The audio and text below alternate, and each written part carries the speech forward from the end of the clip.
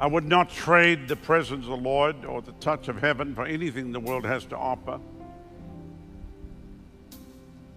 The anointing is so strong here right now. Ask the Lord. Maybe you're standing here today, you say, Pastor, I don't really feel anything. Ask God to give you a sensitivity to the anointing, that you become sensitive to His presence. And you learn to recognize it. The strongest touch I've ever received from the Lord is privately. In actual fact, you wouldn't want to see me getting touched publicly, because I'd be of no benefit to anybody. So that's why we create scenarios just like this where people can come. But I can't get hungry for you. Neither can I get thirsty for you. I can't make the deals with the Lord. I don't know what your contract with God is. I don't know what you've talked to the Lord about. I don't know what kind of business you've been doing with Him. Because see, I do business with God. I go in, we talk. I cry from the bottom of my heart. I go into negotiations. I'm always talking to Him. I can't do that for you. I can pray over you. But you're the one that has to do business with God. If God would touch you today by His anointing, what would that mean? What would you do then with that? Because to everyone that receives a touch, you're going to be held accountable for what you've received. It's like the parable of the talents. To the one He gave one. And I'll just stop right there. The guy with one buried it. If you receive one touch from heaven and you don't do anything with it, I'm not talking about fake, I'm talking about real. If you receive the touch of heaven,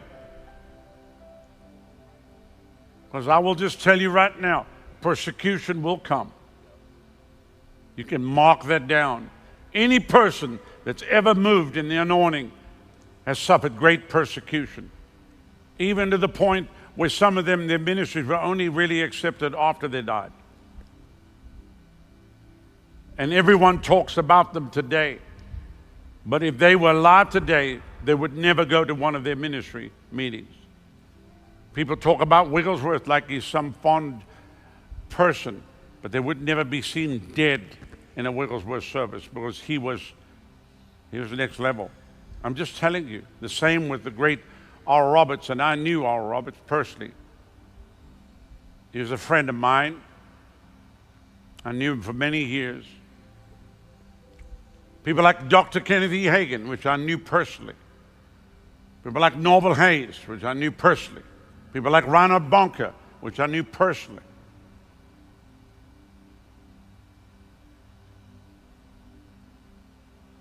People like R.W. Shambach, which I knew personally, been in my home.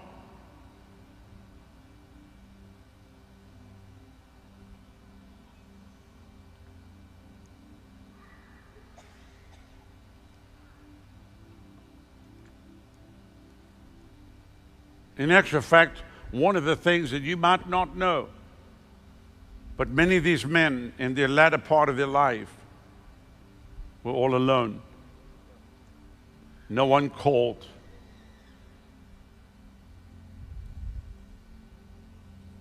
No one called.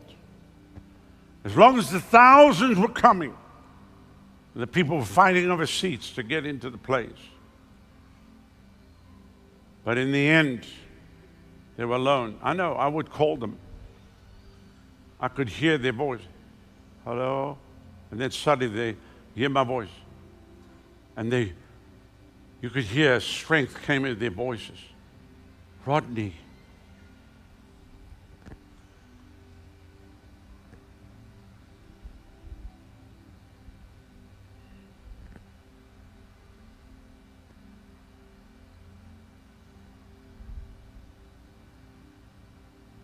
Ultimately, they were just ordinary people with a major, mega God. And that's all we really are. We're just ordinary people with a very extraordinary God.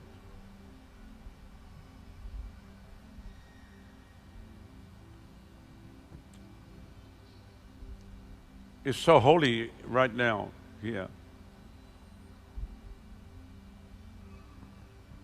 Can you sing that one more time?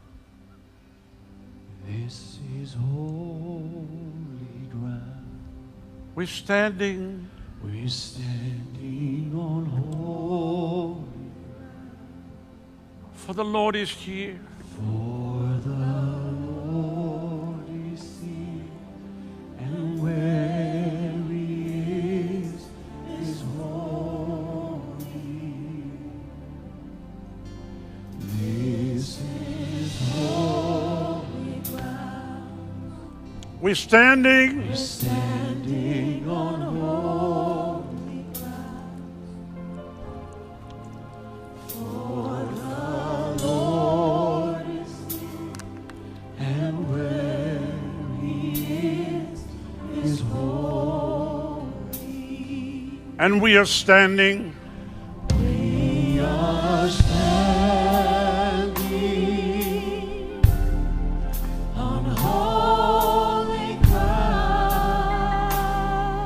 and I know that there are angels And I know that there are angels all around.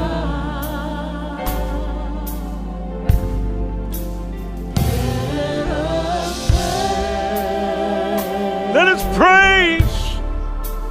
Jesus now. We are standing in His presence on holy ground. Now, here's what's going to happen.